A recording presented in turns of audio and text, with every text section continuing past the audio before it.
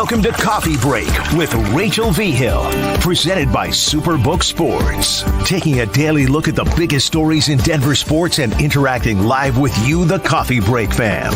So sit back, relax, grab a cup of joe, and enjoy your coffee break. Here's your host, Rachel V. Hill. It is not Rachel V. Hill. It's Will Peterson and Jake Shapiro with you on this Thursday morning on Coffee Break. Rachel on a well-earned trip down to Florida for a weekend filled with the beach and fun and bachelorette shenanigans. So Jake and I will host Coffee Break today. How you doing, Jake? Good. I was thinking about not showing up and telling everyone it's for personal reasons. All the while I've gone behind the back and stabbed you in the back, Will, and requested a trade. But, you know, we can't all emulate our favorite basketball players at every turn. So I am not partying it up in Houston at a strip club. I am here hosting the show with my coworker, like a good teammate, you know?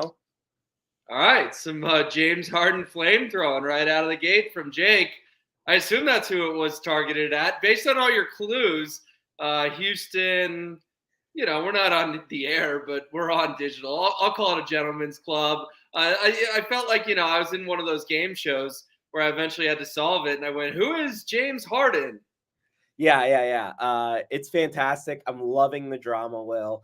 And it really puts into perspective how incredible of a teammate Nikola Jokic is. Because the recognition, and granted, Jamal Murray is not as good as the peak of James Harden, and even Michael Porter Jr. was not as good as the peak of Ben Simmons.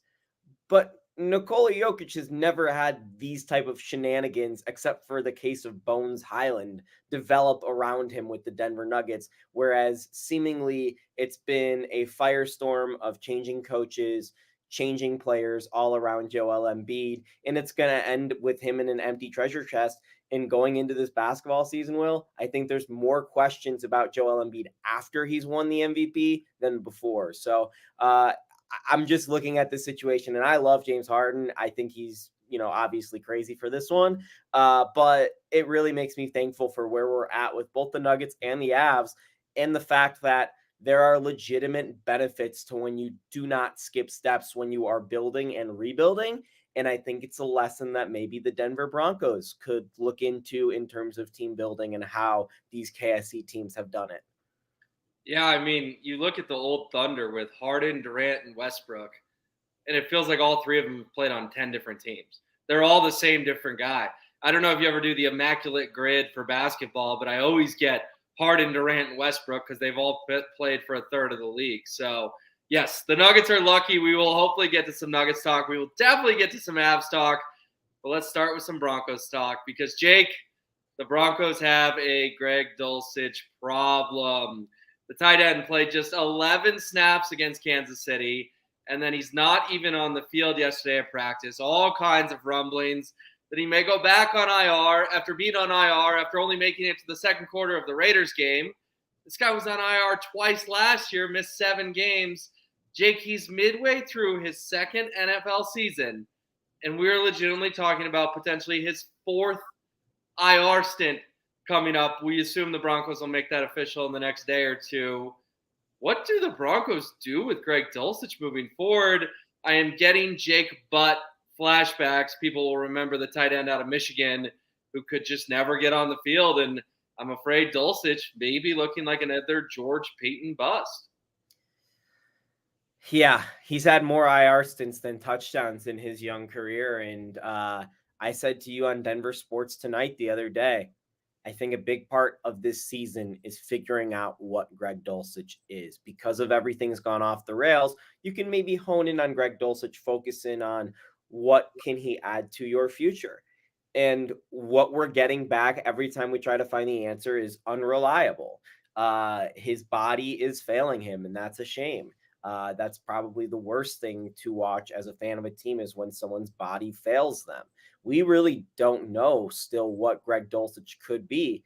But I will tell you, based off the tight ends that were just drafted this season, like Michael Mayer, the kid in Dalton Kincaid from Utah that's in Buffalo, the kid in Green Bay, there's like 3 or 4 different Sam Laporta out in Detroit has been awesome thus far. Yeah. Yeah, there have been 3 or 4 different tight ends that have walked into the league and been impact players that were taken in different varieties of rounds throughout the course of the draft, Will. And you look at it and you're like, well, one, did he go too early? Did George Payton draft a tight end a year too early? Two, should they maybe have just gone with a different tight end? And we all know that the tight end growing process is one that is long. It takes 3-4 years for you to really learn a system as a tight end. So I'm willing to give Greg Dulcich a lot of runway. Look at the best tight ends in the league: Travis Kelce, Mark Andrews. These are guys that are like 29, 33. Running backs that are 29, 33 are selling mobile phones. They're out of the league by now. So I'm willing to give Greg Dulcich a lot of runway, particularly when you are rebuilding and there's no reason to not hang on to him. You might as well just play out his entire rookie deal, continue to extend his options, and give him as much opportunity as possible. Because guess what? Him being on the field is not costing you winning games. And if it is costing you winning games, it doesn't matter, because your goal right now is to not win games. It's to just find players that can be impact players into the future. So I think this is just a shame. It's a waste of a body, and it's a waste of potentially talent. And there's nothing anyone can do about it right now. Yeah, and I hear what you're saying, but you're right. This year it doesn't matter. It is the dirty little secret that the goal is to lose games, maybe in a way that doesn't seem like you're tanking. But moving forward, Jake, I mean, 53-man roster spots are valuable, particularly as a playmaking tight end, when all your other tight ends are these sort of blocker dudes. We had to keep the Chris Manhertzes of the world on the roster. I mean, I think if you just keep kicking the can down the road on Dulcich, you're going to talk yourself into Dulcich, and you're not going to draft another playmaking tight end. You're not going to sign a playmaking tight end. I understand what you're saying, but I think you're playing a little bit of a dangerous game when the dude's about to have his 4th IR stint in 2 years. It sounds extreme, Jake, but I may give him one more chance to get back on the field this year, and then I will tell him going into training camp next year, if you are not healthy, you are getting cut. And I know that sounds harsh, but how long can you fool around with this guy before you cut bait? If you can cut bait with Montrell Washington after one bad year, you can cut bait with Greg Dulcich after 2 injury-riddled years. I'm not so sure he's a lock to make Denver's team next season. Yeah, I very much enjoyed on Thursday Night Football watching Montrell Washington muff a punt. That was just vibes. That was immaculate. But if you're going to let Greg Dulcich tempt you and not let you improve your roster by drafting over him, by trying to get another trade piece or a free agent guy in here, then yeah, you need to cut him. The thing is, unless you're making Russell Wilson money, or you're literally Tyreek Hill, there's no reason why your goal as a GM should not always be to replace the players that you already have in place, because you are always trying to do better with your roster than what you have. So unless you're Travis Kelce, unless you're, JJ Watt at his peak, or, Ed Reed at his peak, or maybe right now, honestly, even Patrick Surtain, you know that you are not trying to replace that player. Everyone else on your roster, you are trying to do better than, because you're trying to find a way to get younger, cheaper, and better at every single position. So there's no reason why that they should not be looking for another tight end to replace Greg Dulcich, and cannot keep Greg Dulcich. You say the roster spot. I agree with you. The 53-man spots are valuable. Greg Dulcich is not going to be on the 53-man. He's going to be on the PUP. He's going to be on the IR. And if you run into the issue of him actually being healthy, that's a good problem to have potentially. Right. So, these are things you can solve later on. And if Sean Payton really needs Chris Manhertz or a blocking tight end on your projected 2-15 football team, or 2-14 football team, whatever they're going to be next year, you could be like, hey, Sean, these tight ends, we are having a competition throughout the course of the season to see which playmaking tight end of our young guys is going to be part of our future. We do not care about a blocking tight end when our goal is to not win. The Dulcich news is unfortunate, because the Broncos are actually relatively healthy overall. Baron Browning gets a full participation yesterday. Fully expect him to be activated this week. His 21-day window has been open for a while. He should play on Sunday against the Packers. DJ Jones was back out there as well. Basically, everyone but Dulcich is going to be on the field, and of course the long-term guys. But it's a shame that the Dulcich thing happened because they actually came out of Kansas City relatively unscathed, other than Dulcich. It's you and I today. It'll be Cecil and I tomorrow. So let's just take a quick peek at the Packers, Jake. The Broncos going to go to 0-4 at home on the season? Jordan Love is awful, and yet he's somehow productive. It's bizarre because we watch Russell Wilson, and he's been mostly good this year, right? Like, except for the Kansas City game. He's been maybe not good, but he's been fine. He's been suitable. Jordan Love is way worse and also finds ways to move the ball and make things happen. Maybe kind of like Russell Wilson in Seattle, where it's like it's chaos ball, but it works for them. They've got a decent team. I don't think they're great, but what I look back at, and just off the thing of what you said, is for years we've said the excuse with the Broncos is injuries. Last year, we finally said we can't use injuries as an excuse, even if everybody on the team gets hurt. And then this year, no one's even hurt, and they're this bad. So I don't get using injuries as an excuse unless your starting quarterback goes down with like an ACL or something, because everyone in the NFL right now, it's week 6, week 7. Everyone in the NFL right now is already hurt. We're not even to Thanksgiving yet. That's how the league works. Green Bay, their starting running backs, they've got 2 really good running backs, and they've been on and off the questionable and the injury designations throughout the course of the football season so far. Christian Watson. But it sounds like Aaron Jones is going to play this weekend. So they will have that 2-headed monster of Aaron Jones and A.J. Dillon. And as we know, the Broncos haven't been able to stop anyone on the ground. And on top of that, they have Christian Watson, who has been hurt at times, but he's been one of the best young receivers in football. And guess what? Pat Surtain has not done that good of a job, honestly, in locking down number 1 receivers this year. And it's not like the Broncos have made it a priority to have Pat Surtain just lock down and follow one guy. So the way the Broncos defense has schemed has allowed guys like Tyreek Hill, even Devontae Adams at times, to have productive games. So I wouldn't be surprised if Christian Watson is having a productive game at the same time the Packers are getting 5 yards a carry from 2 different running backs. And to me, that sounds like a recipe. In no way you are going to win a football game unless there are multiple turnovers. Yeah, I tend to agree with you, and I think it's your last point there. I mean, with getting Jones back, he and Dillon, one of the most dynamic duos in the league, why would you let Jordan Love throw more than 15 times in this game if you're Green Bay? There's just no reason. Breece Hall got 7 yards a carry. Last time I checked, 7 yards a carry is a first down every single time. So yeah, I don't think Jordan Love's going to finish with more than like 140 yards passing, because they may run for 250 combined yards. Just bleed the clock and escape with a 21-13 win and go back to the cheese land and be happy. Yeah. I do find it funny that you said 7 yards is a first down every time. Holding 72, not a first down if you only get 7. True. Yeah. True. But I just meant if you can repeat that, 1st and 10, 2nd and 3, 1st and 10, 2nd and 3, you're going to be in good shape. All right, let's move on to Frank Clark, our good buddy Frank Clark, who loves Denver, loves the mountains, loves the horses. Loves horses. Frank Clark had a funny goodbye tweet yesterday to Denver saying he's cool with it. He liked the mountains and the horses.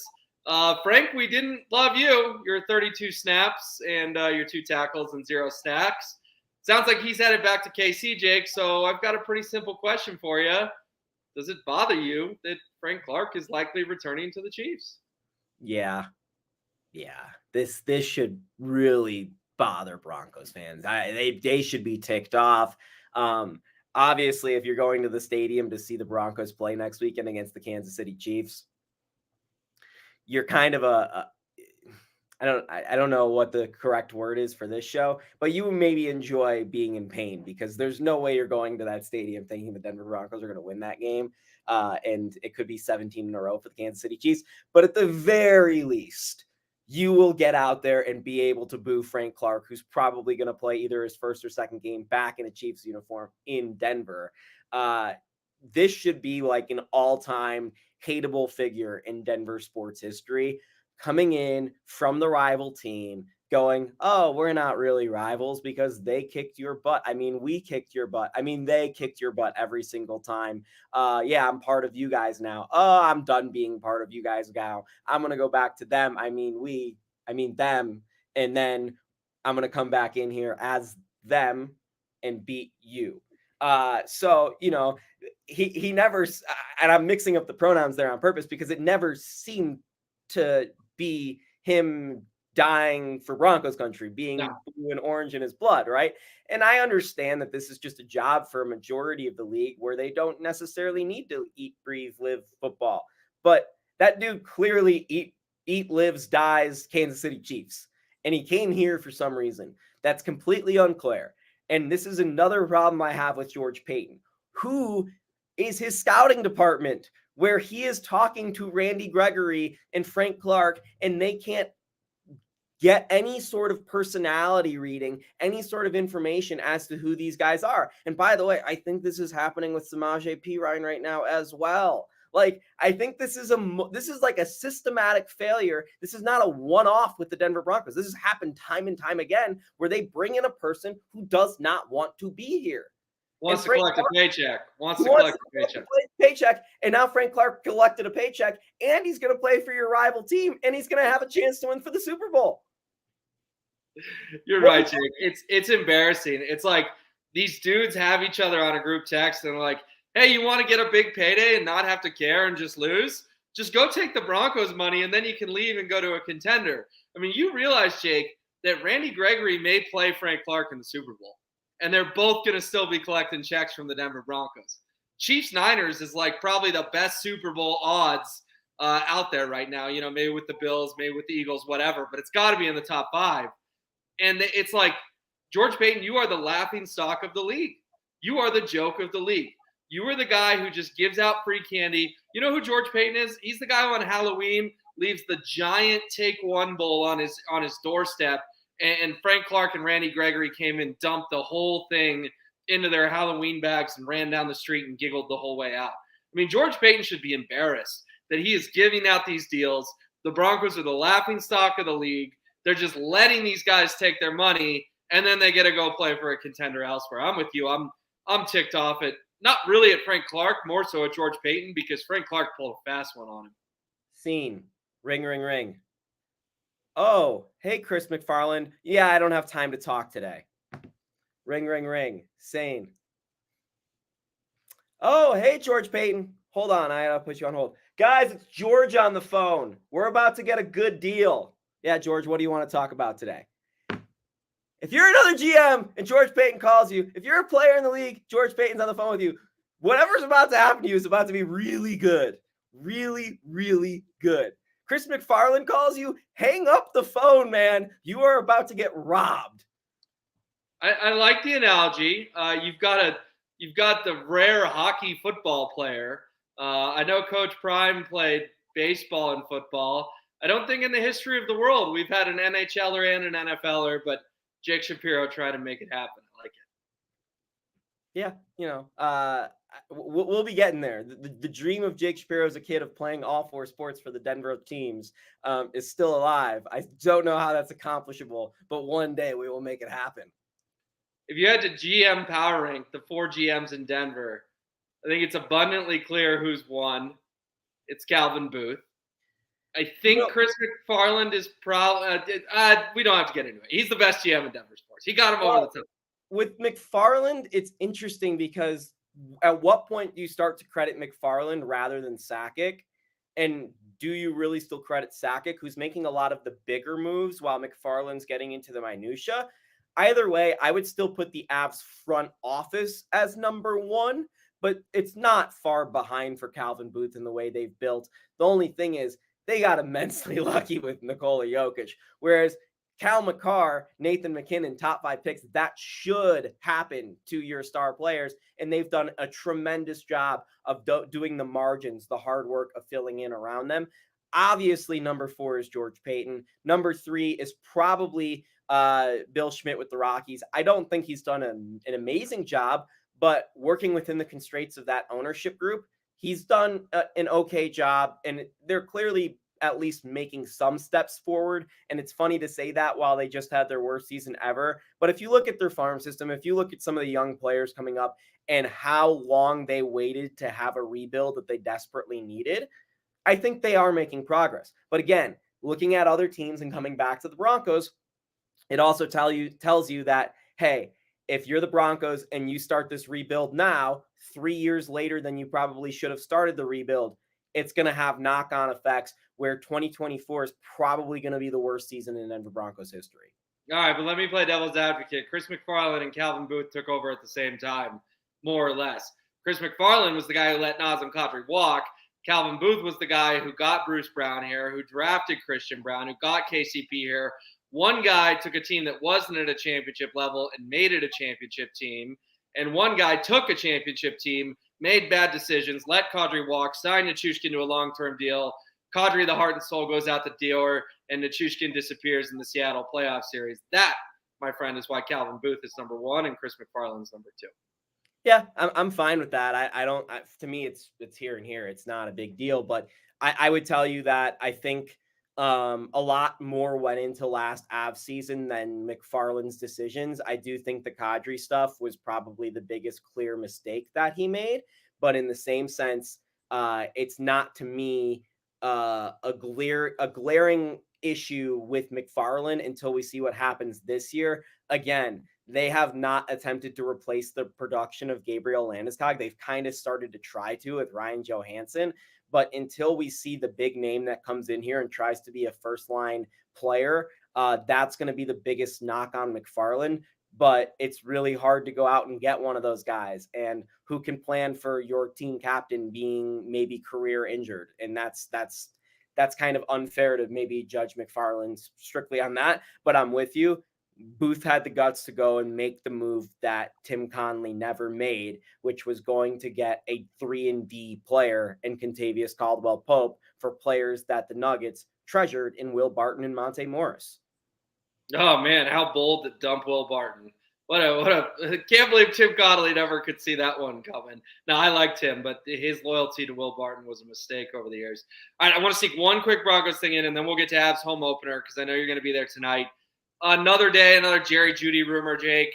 This one has a reporter who's not that well known, but you know what? Maybe he's an insider. I don't know, but he's got Jerry Jeudy in the Colts talks heating up. Do you buy the Colts, especially Anthony Richardson's out for the year? You buy the Colts going all in on Jerry Jeudy, try to give Gardner Minshew one more weapon the rest of the way? You can get him for a 4th round pick, sure. You're buying the talent of a first rounder that's pretty young for low draft capital, so maybe. But I don't see why the Colts would be all in trying to get receivers. They have Michael Pittman. They have Alec Pierce, who's a good player that they haven't really used because Anthony Richardson doesn't throw the ball. They have some decent weapons. So I don't buy necessarily. And by the way, Jonathan Taylor's just coming back, and you've got a good running back. So I don't necessarily buy the fact that they are out there on the market trying to improve their weapons. I would buy them more using their draft capital to maybe get like Ryan Tannehill in there. Yeah, they may need an upgrade from the Minshew Magic, that's for sure. All right, Avs home opener is tonight. They will welcome in Connor Bedard and the Chicago Blackhawks. 18-year-old phenom, number 1 overall pick. Avs coming home 3-0-0 after a perfect West Coast road swing. They beat the Kings. They beat the Sharks. They beat the Kraken.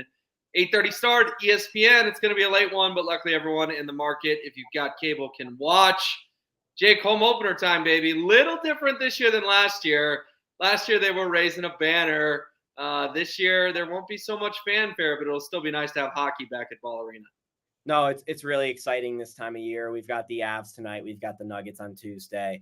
And this is a fantastic home opener. And we're being spoiled by watching perhaps a future legend, a future dominator of this league in Connor Bedard. And that's the building, right? Connor has not been amazing to start his career. He's been fine. Personally, I think the over-under on his points was like 80. Like they expect him to get a point per game. I think if you're a young NHL player, he's literally the third youngest player in Blackhawks history.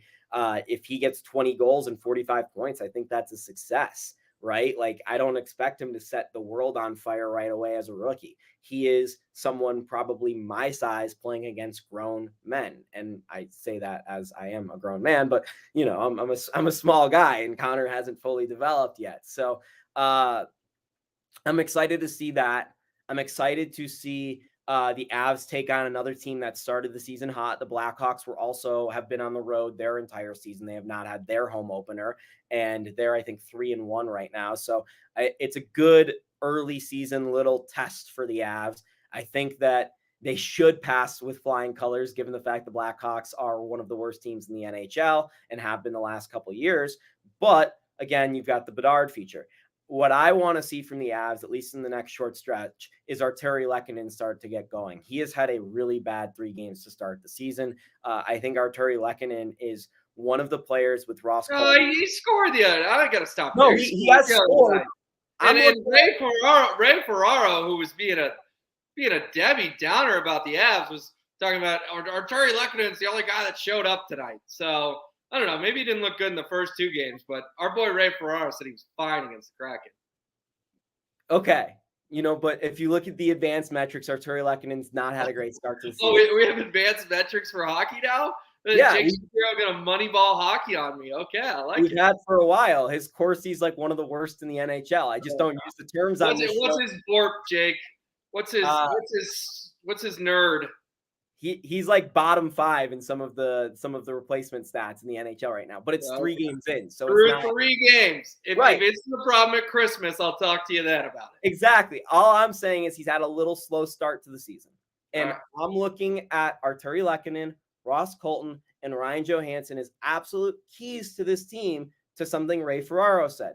The thing that separates these great NHL teams, the one the Avs were 2 years ago, from a good one, the one the Avs were a year ago, is scoring depth. Can Ross Colton, can Artturi Lehkonen, can Ryan Johansson, and even Jonathan Drouin add 20, 25 goals to this team? Can 2 of them do it? If they're able to do that, that's what's going to make the Avs a great team this year. We know Mikko Rantanen's going to be an absolute horse, or in this case, a moose. We know Nathan McKinnon's going to be awesome. We know Cale Makar is going to be awesome. We know these guys are going to produce. Can we see it from some of these secondary players? And that's what's going to make the Avs so good. Them getting that contribution from Nazem Kadri, who had an all-star season, is what took the team over the top. We're still looking for that piece. Yeah, the Tomas Tartars and the Miles Woods of the world as well. It doesn't have to be all 6 of those guys, the 4 you mentioned, the 2 I said, but you're right, 3 of them got to get you 20 goals, because the depth scoring, the Evan Rodriguez's, the Alex Newhooks, the JT Compher's, they weren't up to the task. So guess what? Evan Rodriguez, Alex Newhook, and JT Compher no longer play for the Avalanche. And Joe Sakic and Chris McFarland have brought in their replacements. All right, Jake, on the Avs, how many points can they get this year? Like, is this a President's Trophy team?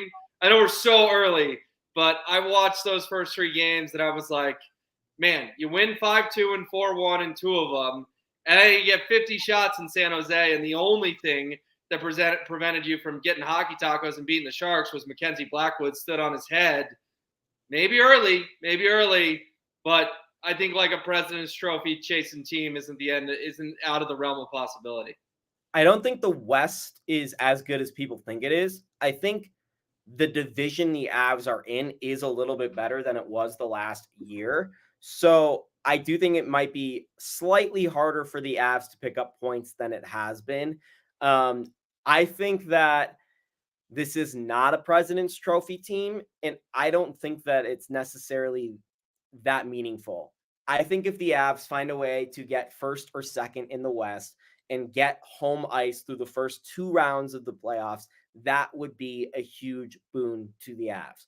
But I don't think it all that much matters, given the fact that this core went on the road and won almost every single road game en route to a Stanley Cup. And given home ice advantage seemingly does not matter that much in the NHL.